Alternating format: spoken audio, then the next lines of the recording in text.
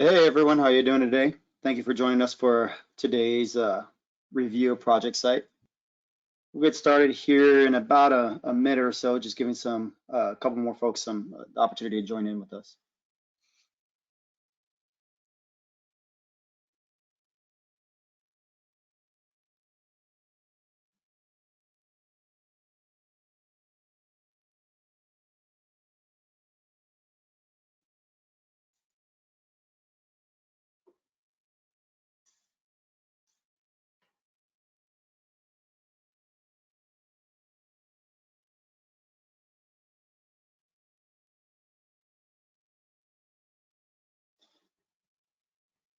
Great, so let's go ahead and get started so that we can try to stay on time and see if we have enough time to make sure we get to everyone's questions and review everything that we're hoping to today.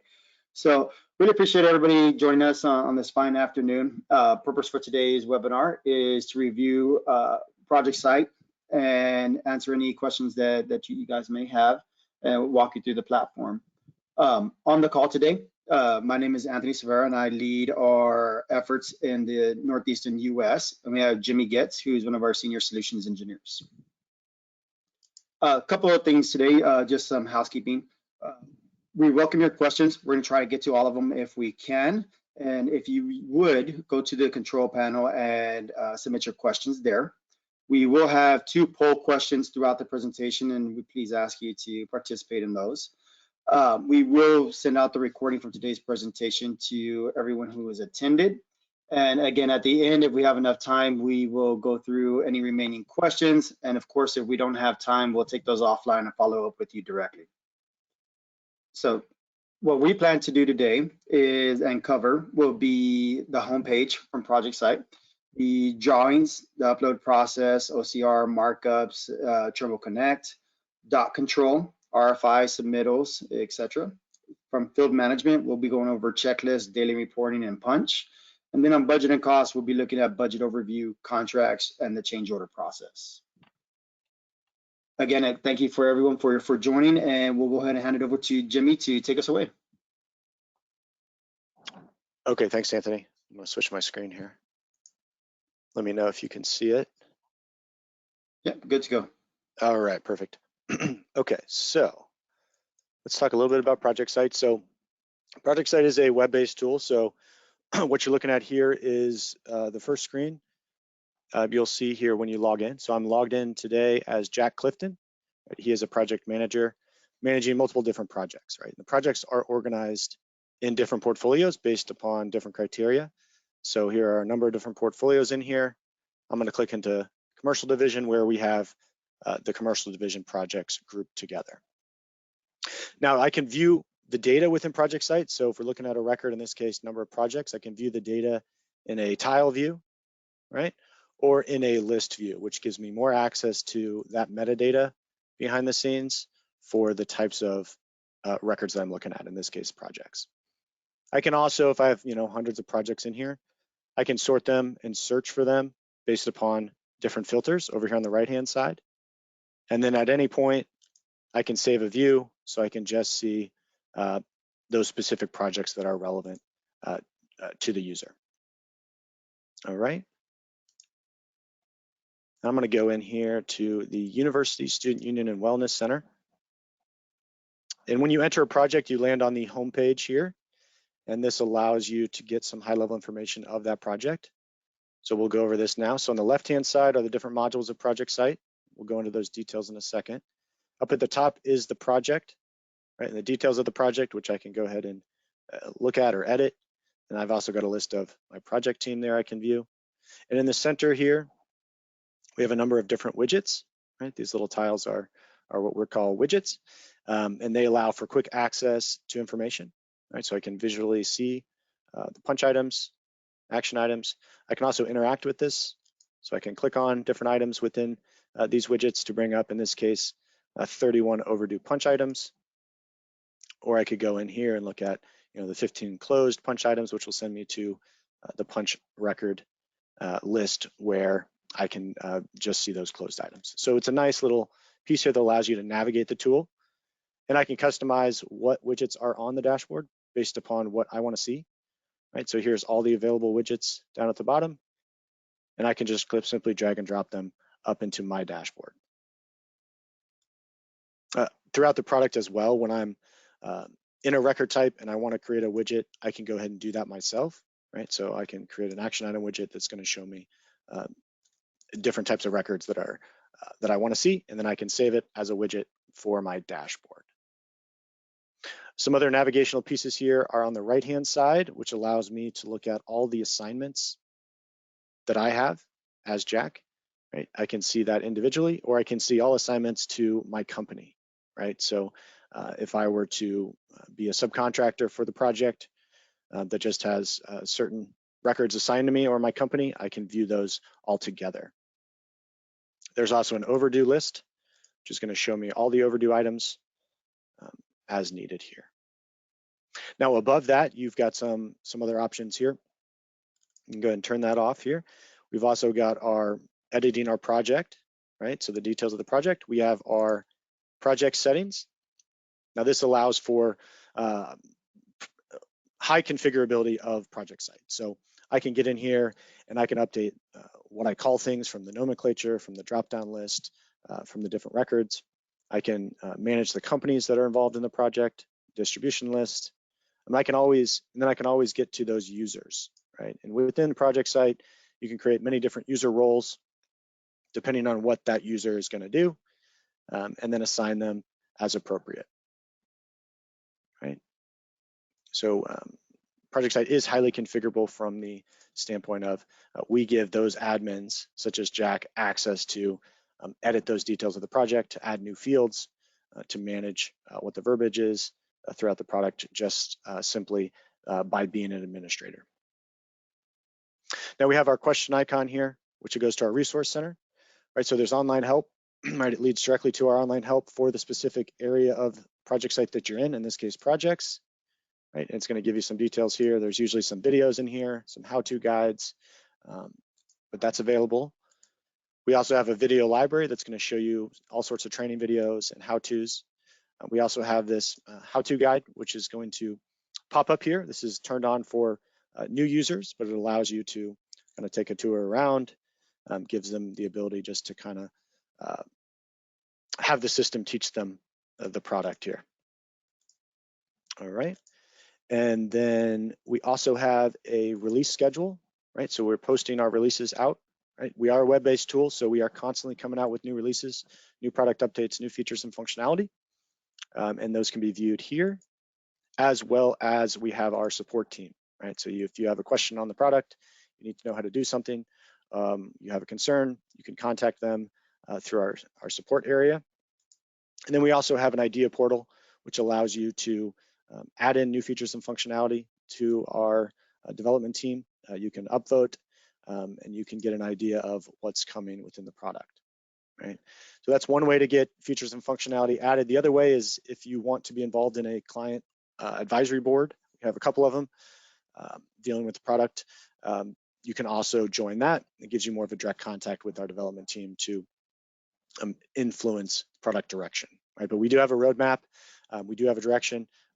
We certainly take into consideration what our clients are looking for as we develop the product. Now, what makes up ProjectSight? It's going to be these modules over here on the left-hand side. So we've got our drawings module and specs, which is made up of drawing sets, which is where you upload those drawings into the system. We have some technology that's going to read the metadata. It's going to split those drawings up for availability out to your project team, right, in the drawings area. Same thing with the specifications. We're going to load those specifications up. We're going to OCR those drawings and those specs with some technology, and it's going to split them out and give you the ability then to pin those specifications to submittals or RFIs or whatever the case may be. We're going to look at drawings here after the home page.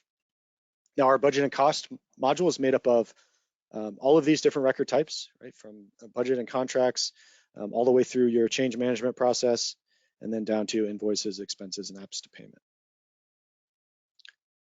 Doc control is made up of these different record types, right? RFIs, submittals, we'll talk about those, but we also have meeting minutes, issues, action items. And then field management has a similar type of records, from punch items, safety, notices to comply. But we also have daily reports and our checklist and forms area, which is highly used by clients out in the field. We have a file library, which allows you to store project-related files within ProjectSight. Right? You can share those out as needed. And then there's also Trimble Connect. Right? This is the model link that you see here. It goes out to Trimble Connect, which is a 3D model viewer, but it's also a document storage area. It has some more capabilities, such as similar to Box and Google Drive, where you can sync with your desktop. You can integrate with Microsoft 365. So Trimble Connect comes included with ProjectSight and is a valuable tool. Down the line here on the roadmap, we're going to merge our file library with the Trimble Connect file library, but I can't talk too much about that, but that is in the works today. And we also have our external links area, which allows you to just link any other software to ProjectSight just as a hyperlink, whether it's Pipe or Multivista or whatever the case may be, just as a quick link out from your home page. Okay, did any questions come in, Anthony? Anything? Yeah, we actually have a couple. So first one, am I able to set up a limited view for subcontractors? Yeah, correct. So ProjectSight has unlimited users. So I'm in here as Jack Clifton. He is in a role of project administrator, I believe. But there are, I think, 10 or 12 different types of roles in here. So you could have a subcontractor role that limits their ability to really see project-related information. They might only see records that are assigned to them. They might only have the ability to, interact with submittal or RFIs. So a lot of limited ability there, depending on who you want to access it and what you want them to do in the system. Great. And then the next question, can I change the dashboard to represent the data that I'm most interested in? Yeah, these blocks are built. I built them for Jack, right? So at any point you can change them around to configure that for the specific user. Anything Great, else? thanks, Jim. That's it for now. Okay. All right, let's head over to our drawings and specs. And I mentioned the drawing area and the specification set area allow you to upload. We're just going to talk about, once those drawings are uploaded, how do you share them out to the team, and then what does that look like? What can they do with these drawings? So here is a list of the drawings, and I have filtered this to architectural drawings. That's the saved view, and it automatically filters out building 1, current set, architectural. Right. Couple things that are new at the top. So we have this cloud download button, which allows me to download all these drawings. I can do a as built. I can turn off, any kind of annotations or links I have on that. And I'm just going to kick these drawings out that I filtered out in a zip file. You also have the print icon. Now, I'll talk a little bit more about this in the RFI section, but that just allows you to run a report. In this case, it's going to be more on the metadata of the drawing versus the physical drawing, because that's the cloud button. But this report icon, the print icon, allows you to run those reports to get that metadata out. And I'll show you more of that on the RFI. So let's go into A201. And the first thing we're going to notice here is a lot of annotations, right? So I'm going to filter those out for the purposes right now. And we're going to look at the very top, and we can see we're in A201. This is the revision 3 of the drawing, and it's the current version, right? So it's very well known that for the user that this is the correct version that they're working on, so they don't get confused. We're not going to deliver them the ability to just navigate to an older version of the drawing. They can certainly do that, but we're going to limit that ability from the interface.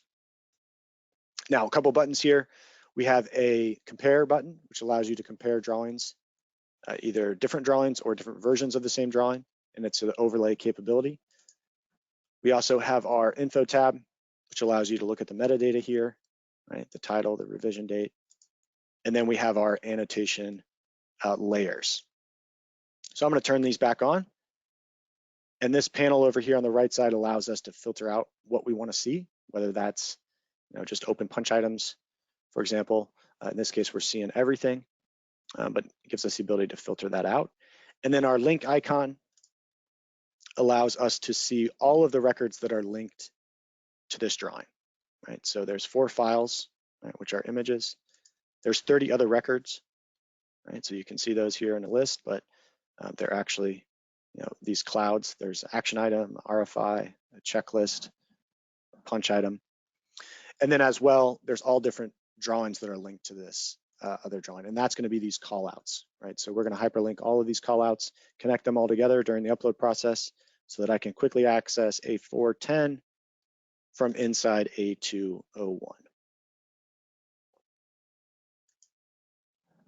All right, so how did these annotations get on the drawing? We use our annotations tools on the left-hand side,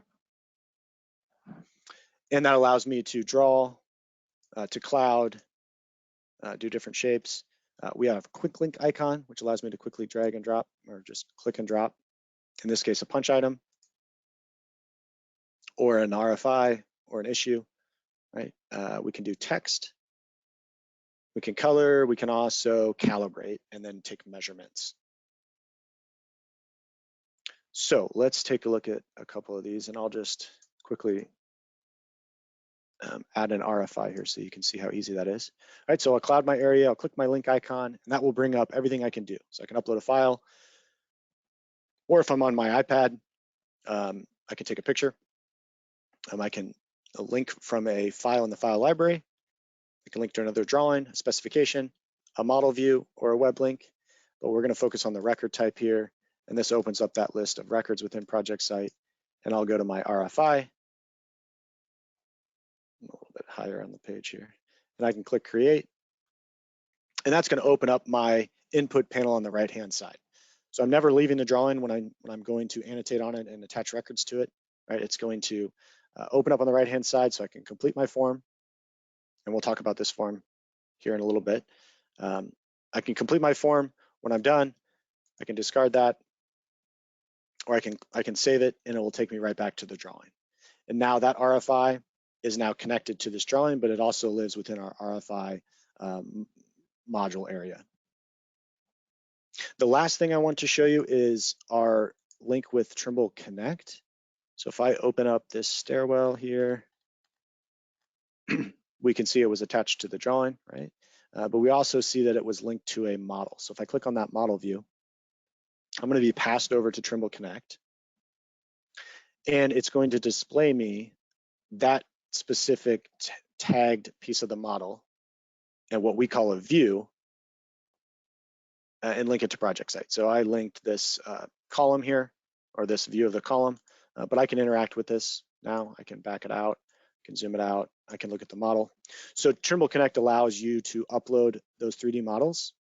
It allows you to look at the metadata behind there. All right, so I can look at this steel beam assembly. In this case, it's a Tekla drawing, or Tekla model. So I've got all the metadata. I can clash detection with this. I can also look at all the data in a table.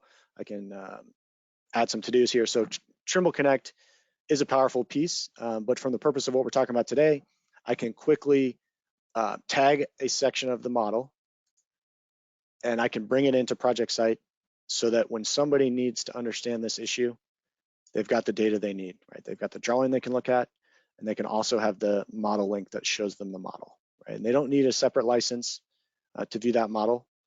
The model just needs to be uploaded into Trimble Connect. And if you're using different products, right, there's some connections we have from Trimble Connect out to Tekla, Revit, and stuff like that. So I just wanted to point that out. Okay, are there any questions around the drawing section, Anthony? Yeah, and there's a couple, and I'll take the first one. And it's, can anyone access documents in Trimble Connect? The answer to that is yes. A great way to think about Trimble Connect is a data repository, right? When you think about like SharePoint, Dropbox, OneDrive, etc., Trimble Connect is a data repository where you can have all of your file structures, folder structures, etc. But the great thing about it is it has 3D viewer capabilities, like Jimmy just showed you, where you can mark up your 3D models, and you can also do run a clash detection, etc.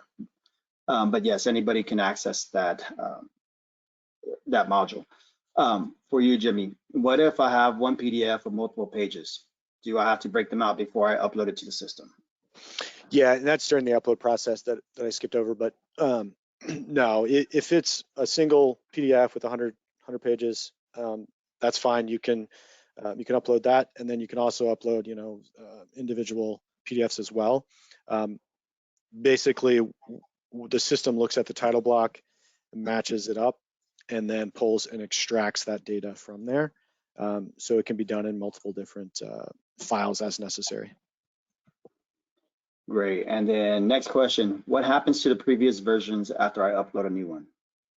Yep, previous versions are still around. The navigation to them is right here, right? So I can select a different version. In this case, I've got 2 of them in here, right? So they'll still live in here, but we want to limit the navigation from just an external user, right? So somebody who just needs to look at the drawings, right? Want to make sure they're going to the correct one. So we're always going to deliver them that current one, but you can always go back and go to a previous version. And all of the annotations carry over from version to version, so they're not going to miss an annotation that's tagged in that process. Great, appreciate that, Jimmy. So right now, what we're gonna do, guys, is go with the first poll. I'll give you guys about 15 seconds to answer it. And it is, do you currently use models in the field on your projects?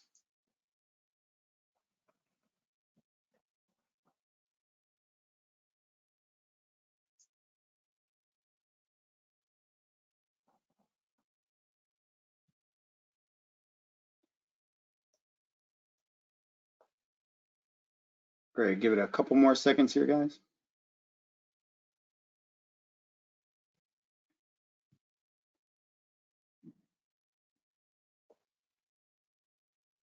Right, all right, gonna close that down. All right, so good news on that. We have some folks that are, and so some that aren't, and some that would definitely like to.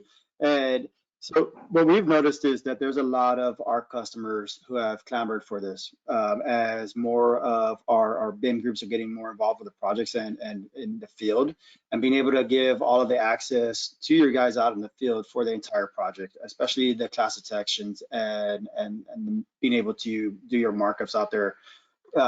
And see what markups have taken place actually in the 3D models while you're out there on the job site. So thanks, I appreciate everyone answering. And Jimmy, we'll hand it back over to you to review doc control. Okay. All right. So now I'm in my document control module that makes up these different records, make up the document control module. So we're going to start on RFIs, and then we'll talk about submittals. But action items, issues, they work very similar to how RFIs work. So there's very consistent process involved in creating a record and managing the record and then closing a record. So when I talk about RFIs, just know that it's very similar to issues and action items. So if somebody learns RFIs, they have no problem learning issues, action items, as well as a number of field management record types. So when I go into the RFIs, I'm going to get to my list, right? I call this the log view. It's going to show me what I want to see, right? So I have a view that I selected, right? So I've filtered out everything that's not open, and it allows me to view that data, right? And allows me to configure those columns on what I want to see here from a high level. So this is kind of like a live log, live report. But like I said before, you've got your print icon that you can run a report out of. So if I'm walking into a meeting and I need the details of all of these open items, then I can go ahead and run a report. We have over 450 different kind of canned reports in the system. But if you need a different type of report, something more custom, we can help you out with that. I can view this in different formats, right? I can also cross-project report if I wanted to do multiple projects together in one report. And I can view it, or I can download it, or I can email it right from here. So I'll just click view here. I think I did a detailed one. So just take a second. And it's going to give me, specifically item by item here. right? It's going to show me the details that I was looking for in my report. So that's just a sample there. There's also import export button that you'll see throughout the product. And this allows for, in this case, importing RFIs or exporting the RFIs. We do require a specific format of the Excel file for that process. So you need to export out to get that format, and then you can just copy and paste your column headers in and load it into the system. And that button is throughout the product for various types of records. Now let's take a look at one here. Filter down here. Okay, so I'm going to double click on this one. Well, first of all, if I want to create a new one, I can simply click my plus icon and fill out the form here, right? So what you're seeing here around the number of options for status in this case, these are all configurable, right? They're all going to be different from client to client, but that's configurable. You can also include, different nomenclature here if you want to capture something that's not discipline, change your drop-down list. So this is all configured by, the project admin, Jack, over in our project settings area to make these changes to the form. In this case here, when I create this new RFI, it's automatically assigned to Sarah, right? So that's something that I've configured in the system. So every time a new item is created, we can automatically assign it to an individual or a role within ProjectSight, so that those individuals are automatically notified, right? So once I enter my question, I can attach an image, right? If I was on the drawing, right, I could just do it from the drawing and that would already attach that as well. But I can go ahead and fill that out, ask my question, and then Sarah will get an email, right, who's been assigned to it, and it will say, hey, you have an RFI assigned. You can reply to this email, and we're going to capture that information within the record type, or you can click on that link and go into that record, right? And so if I open up this record here, just by double clicking, you'll see on the right-hand side, we still have our input screen, right? But on the left-hand side, we have our comments tab. So this is all the collaboration that's happening between individuals for this specific question. So I can see it was assigned. I can see it was actually answered, which means that somebody promoted this as the answer. I'll just demote that right now. And we have our comments throughout the process, right? Once we understand that we have an answer, we can go ahead and promote that answer. We can also check and see if there's impact. And we can add additional fields with additional information. So we call these UDFs, user-defined fields, but they allow you to add fields throughout the product on any type of record to collect additional information. And we also have our history tab that's going to show you all of who's touched this record and what they've done for that audit history. Now, Howard's answered this, so I can go ahead and change this to closed.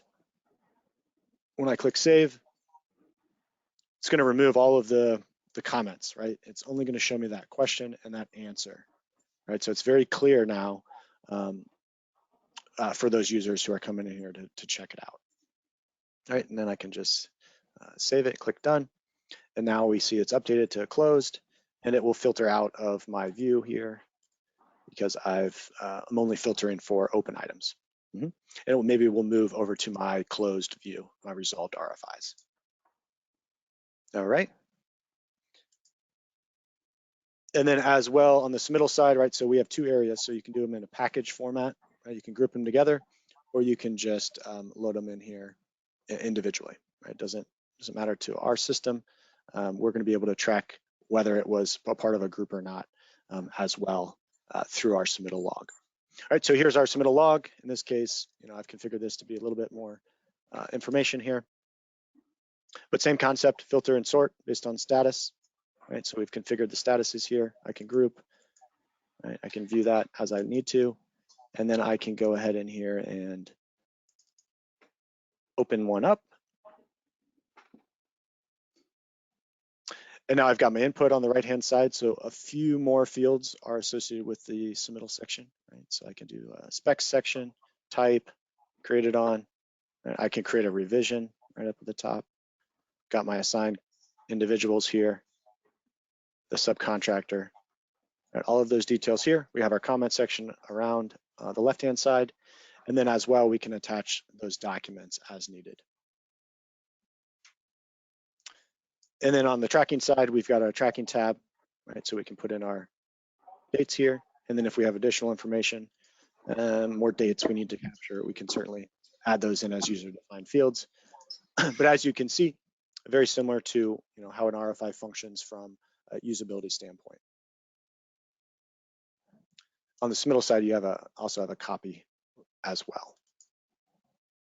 All right.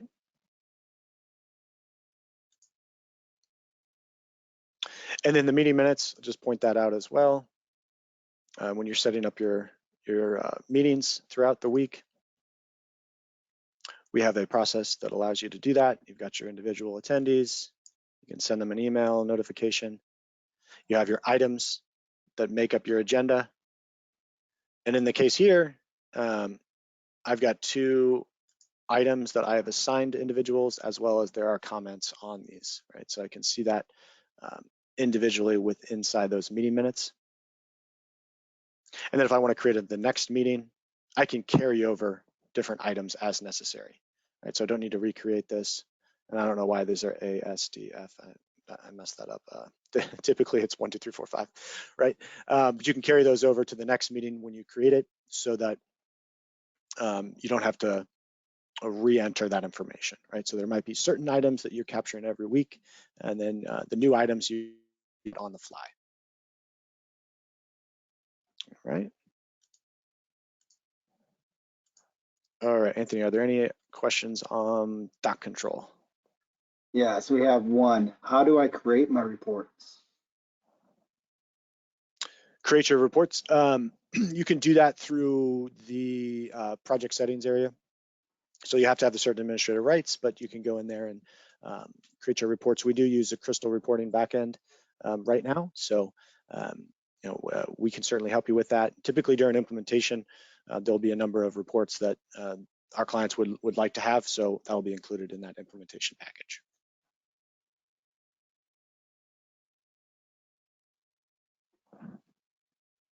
All right. That's it. Okay. Well, let's navigate over to the field management side.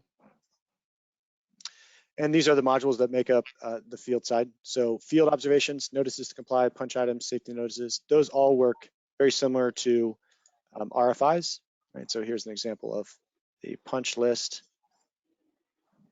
If I double click on that, you'll see very similar, right? So we're just capturing that information. We've got a nice list here of all of the different punch items. And I can also associate that with assigned to companies as well as needed, just to filter that out, right? But same functionality there, reporting, importing, exporting, all the same ability.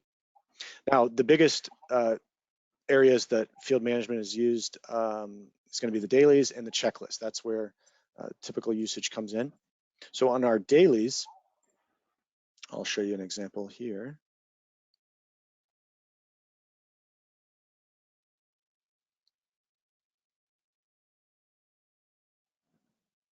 So let me go into this one.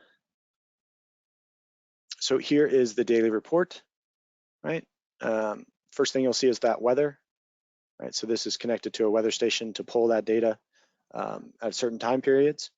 We also have our subs and vendors, or our labor, right? So I can take a look at that and see that we have EE Blossom, excavation today. We're tracking 3 individuals, right? As well as their times, start and end dates. I can certainly edit that. I can see that this has been approved. So that was either entered in by EE Blossom, right, as a subcontractor, or it was entered in by Jack. Either way, Jack controls whether it's approved or not. As you see, this one's in the pending state. And then if I have a previous labor team that was there yesterday, I can copy labor from a previous day. And so if I have the same crew every day, I can just copy from Monday. That way I don't have to continually add in these individuals. So that is labor, and then equipment as well, right? We can track equipment. Right, in this case, we've got a pull truck. I can add a new one from our list here and track the hours and the rate, as well as the company. And the last area here is our notes section, which allows you to capture really anything else you want to. It's similar to our comments section within the RFIs that you saw. All right, so I can go ahead down here with my link icon, and I can go ahead and associate images, other records, right? So let's say in the day, I need to do a daily report, but I also have to do some checklists, right? Some forms I need to fill out.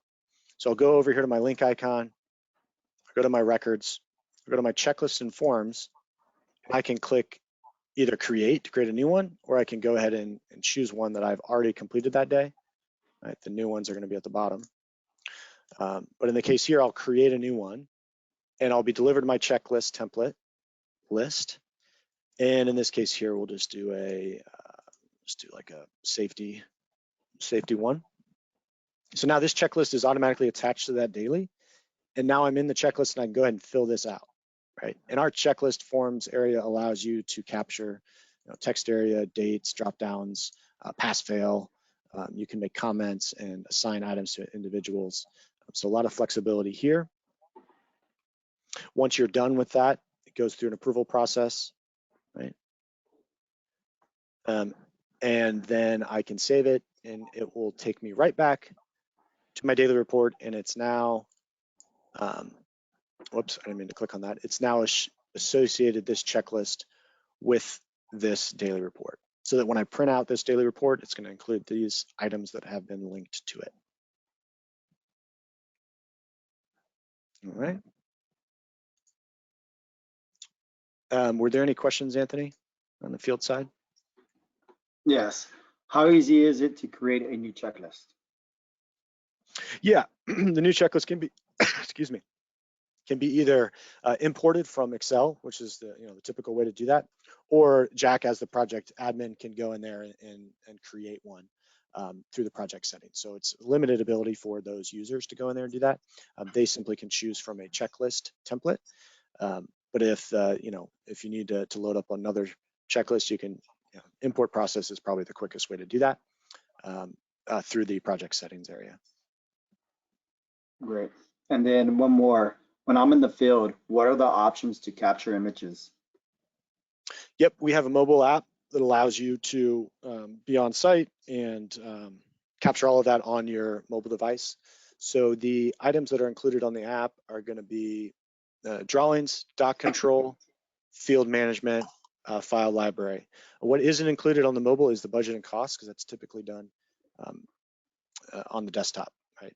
So that's not included on the app at this point. Great, and that's it. So right now what we're going to do, folks, is we're going to move on to the second poll question, which is, which ERP or accounting solution are you currently using? And there's a couple of different options. So I'll give you guys about 10-15 seconds to answer this one.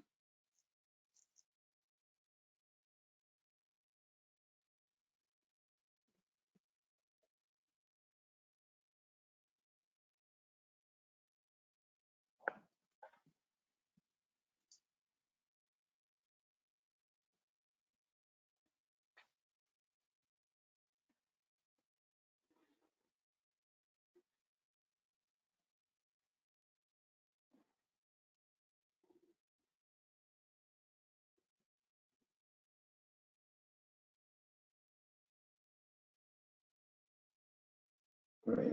And we're going to go ahead and close that. And it looks like Sage, Oracle, Viewpoint are pretty popular options, along with ones that weren't listed. But we'll go ahead and move on to the budget and cost. And then as soon as we can wrap that up, we'll move on to any remaining questions. Okay, thanks, Anthony. Yeah, and so we're inside our budget and cost module now. So we'll talk, I'll reference a little bit of that poll here throughout. But we have really three areas, right? Budget and commitments, which is made up of our high-level budget view, right? Our contract management, cost forecast, purchase orders, our change management piece, which is PCOs, subcontract change orders, prime contract change orders, change requests, and then our payment section. And so I'm going to start at the highest level, right? So everything starts with the budget, right? So how does that budget get into ProjectSight? And this is there's multiple ways to do that. The simple way is to simply add in one by one, right? But nobody, who wants to do that, right? It'd take forever, right? So what we do is you can set up the system, right, to mimic whatever it is, Sage, Oracle, Viewpoint, right, in the budget code structure, right? We can have up to 9 different drop downs to organize those budgets to match them up with that. And then from there, it's simply either an import export from, let's say, Sage to ProjectSight, or there may be more of a automated integration through the APIs, right? So there's that availability as well. In that case, it comes in more automated, and there's more of a flow back and forth between your project team working in ProjectSight and your accounting team in the ERP, right? So if you're talking about an integration between those two, there's different trigger points from both sides, and it's all highly configurable depending on what data you want here versus what data you want in the ERP. So that's a future conversation down the line here, but there is that ability to integrate with an ERP. Now, this is the budget, so we've got a lot of different columns here. I don't want to confuse you with all of the columns, so we'll try to break it down a little bit easier here in a second. But we got some buttons at the top. We saw the add button. We can also transfer dollars from budget code to budget code, right? We can group all of this information into maybe a phase or a spec section or category, right? That's going to give us each category, in this case, is going to give us its own roll up, kind of in the darker gray, and then what made up of that in the white. So we can group. We can also see those high level metrics. And then as I filter, so I can go into my concrete, I can search for concrete, and that will actually filter this out. It'll show me what I'm looking at. And in this case here, let's focus on number 9, row 9, as I talk through the columns, right? So from the project standpoint, we got the budget code, we got the description, we got the original budget. That's the minimum amount you need to start within ProjectSight. Now from there, we have our approved revisions. So your project management team is going to manage those change orders within ProjectSight. Once they are approved through the change management process in ProjectSight, then they land in this approved revisions area, where that's the typical trigger that can send that data off to the ERP, right? Or at that point, you're exporting and importing data from system to system, right? So original budget plus those approved changes make up your current budget, right? There are different states of change orders in ProjectSight, from a pending and approximate. There's 2 other states. Those dollars in there mean that those change orders are in the process of being approved, right? Or they're just being tracked as a possibility. Those combined with the current budget make up that projected budget, right? So that's kind of the flow of data. And then same thing on the commitment side. You got your commitments from the contract, right? Your schedule values. And this is a roll up, right? And then you have your approved changes versus making up your total committed cost, right? So that's kind of how that functions there. And then you get your actuals, right? Whether they're being tracked within ProjectSight or that's being pushed over or imported, it's going to populate those columns. Now, each of these budget codes I can click into. It's going to give me a detailed view of what made up that roll up in gray that you'll see at the top. And the colors are different now. So I've got my budget in purple, yellow is going to be my commitments, and then green is the actuals. And so you can see different amounts in different areas, right? So on the left-hand side is going to be each individual record that's made up of these items. So from our original budget, we had a transfer, we have our contract piece. We'll go into that in a second. Then we have our change orders. So there's 6 of them in pending. There's 1 approved, another in pending, another approved. And it allows me to quickly hyperlink into those change orders so I can see what this is made up of. So we'll go into the contract piece here real quick. And this is the concrete contract for Irish Concrete. And so these are the contract details. Right, so general, we have our comment section, right? We have our schedule of values that we're billing off of. And then the other thing I wanted to point out was the change management, right? So I can see all the change orders tied to this contract from inside the contract module. Here's all the approved ones, and then here's the potential ones that are still being worked on, right? And then the navigation, right? These little arrows allow me to go and view those changes, whatever I want to see here. So I can actually go into this additional concrete change,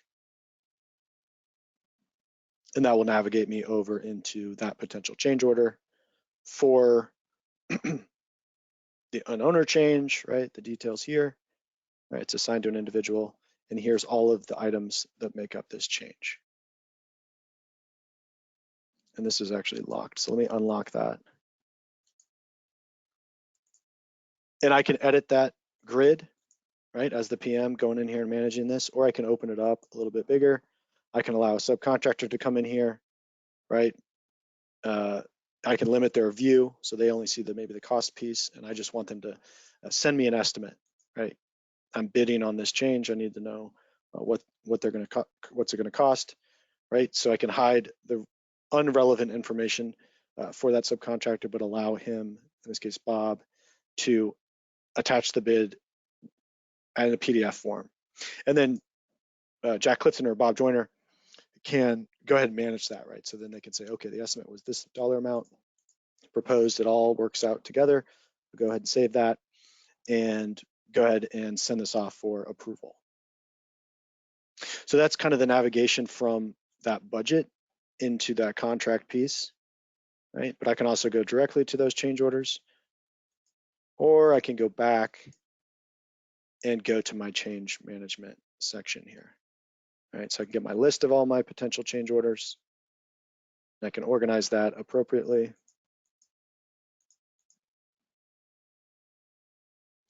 I can go back and do a change order request. I can group those subcontract change orders together. So I can do multiple potential change orders together, send them off to a subcontractor.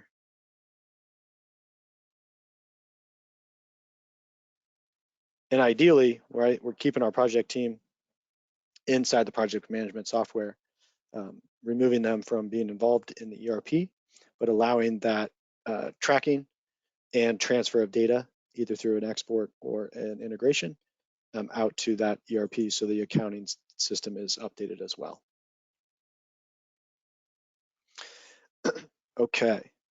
Any questions come in, Anthony? Yeah. So in a budget view, is it possible to shift the columns as needed, or are the columns set in their locations?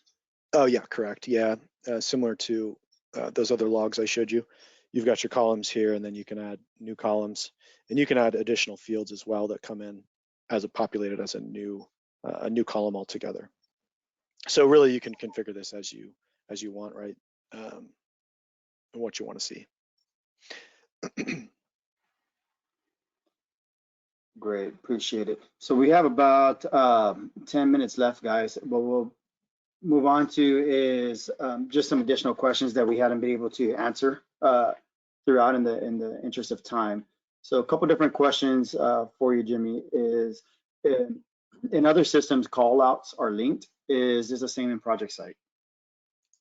Yep, and I think went over this, but let me open that back up, that drawing again. Yeah, during that upload process, when you upload a set of drawings, the system's going to link them all together through these little call outs, right? So it's going to read that there is another A4, there is an A410 that exists, and so it's going to attach it here, and then I can quickly access it from inside the other drawing. Great, and while you're there, can photos be attached to specific inspection records? Yep, photos can be attached to any kind of checklist or form using that link icon. Great. And then how much of this setup is out of the box, if you will? Yeah, the majority of what you're seeing today is out of the box. The only thing that I've updated for my environment, this is my demo environment, is a lot of the statuses that you saw when we were in, the RFIs, for example, right? Because I'm always when I'm doing demos, I'm always configuring this to the prospect we're looking at. So a lot of the statuses have been updated. Some nomenclature has been changed. We just recently updated the forms. We call them the checklist and forms, right? So you can update the nomenclature, but the system comes out of the box ready to go. There's not a ton of configuration necessary, but you can configure it.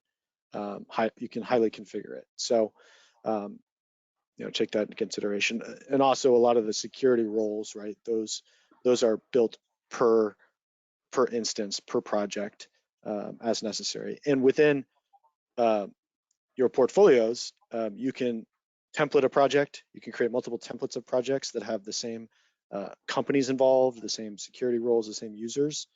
So when you create your next project, you can copy from an existing projects and carry over all of those specific, and I'll just show you that real quick. Going to carry over all of, let's say, the university system. I can carry over those project settings, right? The library folder structure and the users, right, which includes the security roles. Great. And then one more kind of piggyback on top of that, which I can take if you don't mind, Jimmy, give you a chance to catch your breath. But will there be a long implementation time for ProjectSight? And this one, it just really depends on the client themselves. I've seen it both ways. As Jimmy has mentioned throughout the presentation, is that the platform really is ready to go out of the box. There are several reports, over 200 different reports that are ready to go. The system is highly configurable, where you can change the nomenclature, the numbering columns, et cetera, et cetera. And pretty much every module has the same flow. So there's not a lot of additional learning that you have to take on.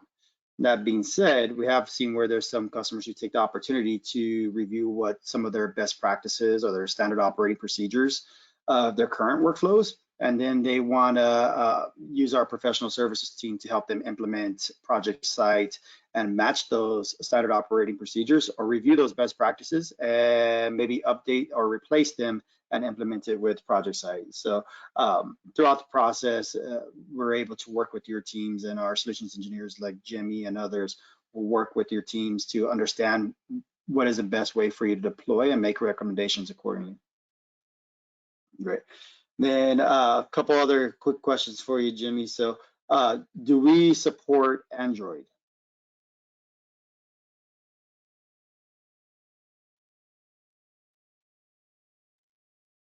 Sorry, I was on mute. Yes, we do.